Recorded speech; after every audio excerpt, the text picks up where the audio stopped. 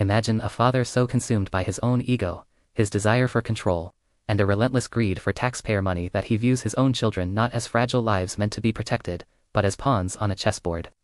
Imagine a man who believes he is so overwhelmingly clever that he can outsmart the police, the public, and the media with a few crocodile tears.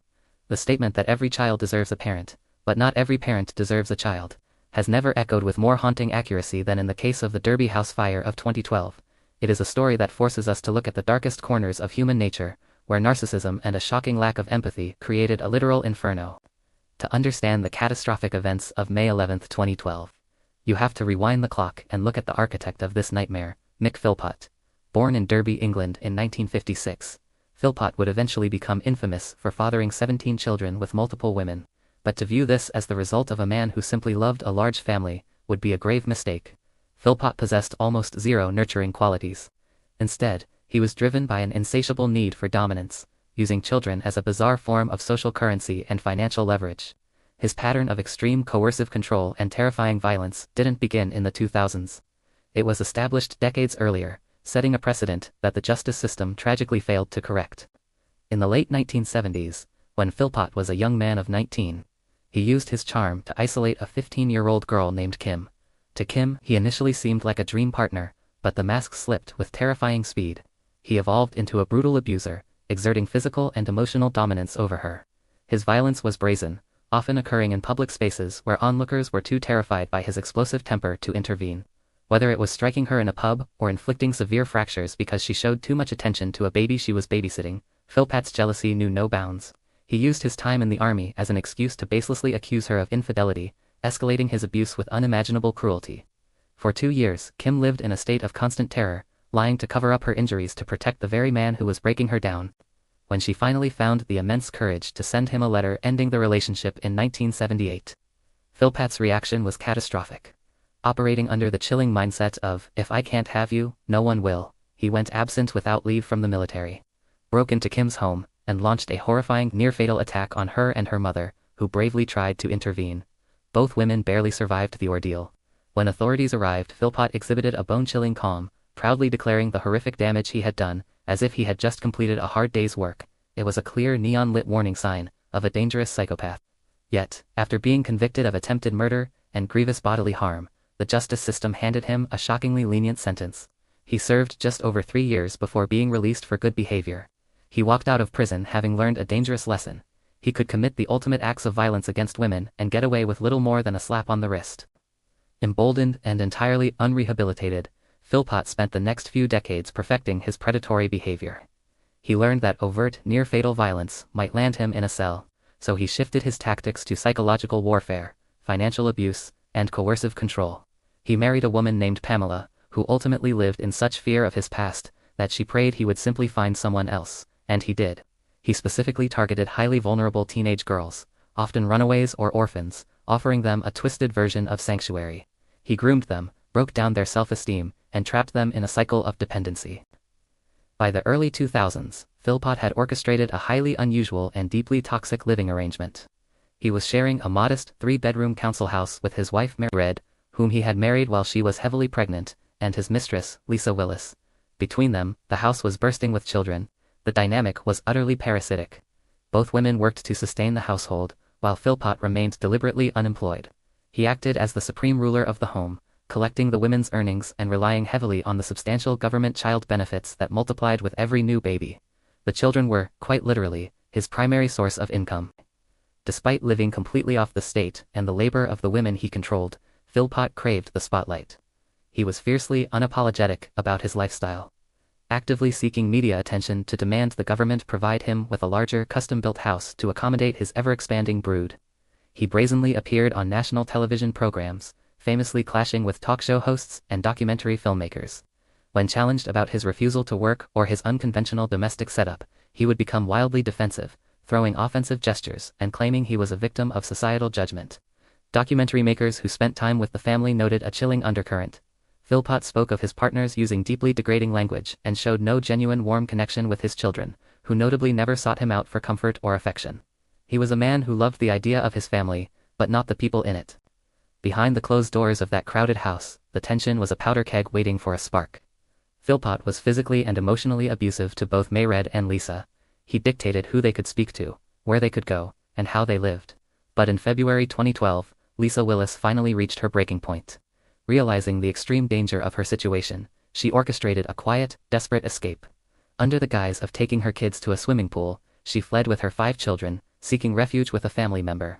It was a massive blow to Philpott's ego, but more importantly, it was a devastating hit to his wallet.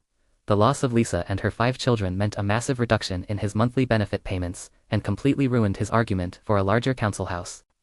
Philpott was utterly enraged. For months, he seethed, embarking on a bitter custody battle to reclaim what he viewed as his property. As the final court hearing regarding the children approached in May 2012, Philpott realized he was losing his grip. He needed a grand gesture. Something so drastic that it would completely ruin Lisa's reputation and guarantee the children would be returned to his control. Together with his deeply subjugated wife, Mayred, and a highly impressionable associate named Paul Mosley, Philpott concocted a plan that defies all logic and morality. The plot was both simple and sinister.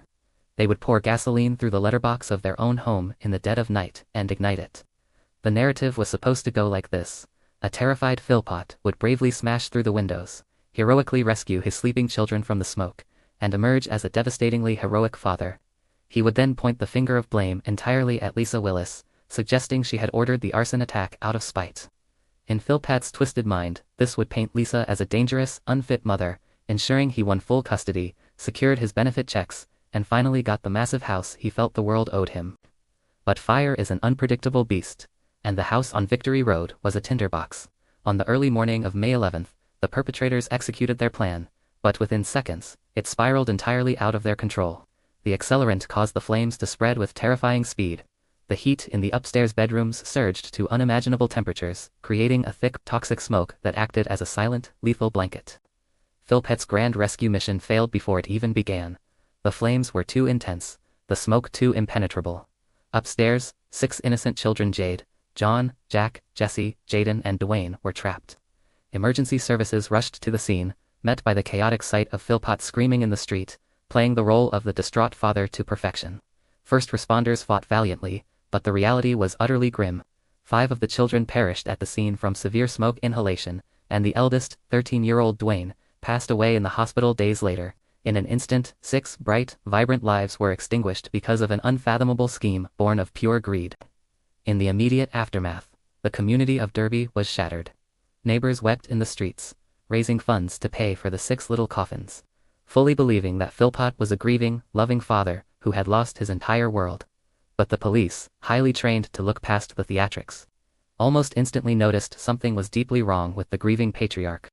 When Philpott was taken to the mortuary to view the bodies of his children, his behavior was entirely incongruous with a man in mourning. Mortuary staff were sickened to see him engaging in horseplay, even putting a police liaison officer into a playful headlock. He seemed more energized by the attention than devastated by his loss. When the police organized a public press conference for the parents to appeal for information, Philpott's performance sealed his own fate. He dabbed at dry eyes with a tissue, dramatically collapsed into his wife's arms, and thanked emergency workers with the polished air of a politician. Behind the scenes, he was wildly inappropriate, even flirting with a female police officer and commenting on her appearance just hours after his children had died. Investigators quietly shifted their focus. Forensic teams examining the charred remains of the front door confirmed that a significant amount of petrol had been poured directly through the letterbox. The devastating realization set in. This was not a tragic accident, nor was it a random attack. It was an inside job. Knowing they were dealing with a master manipulator, detectives employed a brilliant strategy. They placed the Philpotts in a bugged hotel room and equipped their transport vehicles with hidden recording devices. Believing they were safe from prying ears, the facade immediately dropped. The hidden microphones captured chilling conversations. Philpott was heard desperately trying to keep his wife's story straight, aggressively whispering commands, and inadvertently confessing that it was his fault the children were dead. In perhaps the most disturbing revelation of the surveillance, audio captured Philpott actively encouraging his wife to engage in sexual acts with their accomplice, Paul Mosley, seemingly as a perverse reward or a method to ensure Mosley's silence and loyalty. The forensic net tightened. Investigators found traces of the exact same petrol used in the fire on the clothing worn by Mick, Mayred, and Mosley that night. They also discovered a ladder hidden in the back garden, the very ladder Philpott had planned to use for his fake hero rescue, completely unused. The evidence was overwhelming, irrefutable, and deeply sickening. Arrests were made, and the trio was eventually charged with the manslaughter of the 6 children. The trial was a media spectacle, pulling back the curtain on a household defined by tyranny and exploitation, while the court acknowledged that the trio had likely not intended to murder the children, intending instead to carry out the rescue plot. Their catastrophic recklessness made them entirely responsible for the 6 deaths. The verdicts brought a grim sense of closure to a horrifying saga. Mick Philpott, the architect of the nightmare, was sentenced to life in prison with a minimum term of 15 years. The judge rightly identified him as the driving force behind the plot. A man whose moral compass was utterly broken by his own narcissism. Mick Philpott and Paul Mosley were handed 17-year sentences, with the judge noting that Mayred's ultimate crime was putting her devotion to a monstrous husband above the absolute duty to protect her own children. Years have passed since that dark day in Derby. The community slowly healed, though the scars of Victory Road will likely never fully fade. In the years following the trial, the justice system's mechanics continued to turn. Mick Philpott was released on license in late 2020 after serving half her sentence. Escorted to a halfway house under the cloak of a new identity for her own protection, a move that sparked profound outrage across the country. Paul Mosley followed suit, navigating a rocky parole process that saw him released, recalled, and released again. As for Mick Philpott, he remains behind bars, his manipulative voice finally silenced within the confines of a prison cell. He is stripped of the audience he so desperately craved, left only with the ghosts of the children he viewed as commodities, but his minimum tariff is slowly approaching its end. In just a few short years, this clinical psychopath, the man who treated human life as entirely disposable, will become eligible to state his case for freedom. It leaves us with a chilling, lingering question. When a man has spent his entire life mastering the art of deception, manipulating every system and every person he has ever touched, how can a parole board ever truly know if the monster has been tamed, or if he's simply waiting patiently for the doors to open again?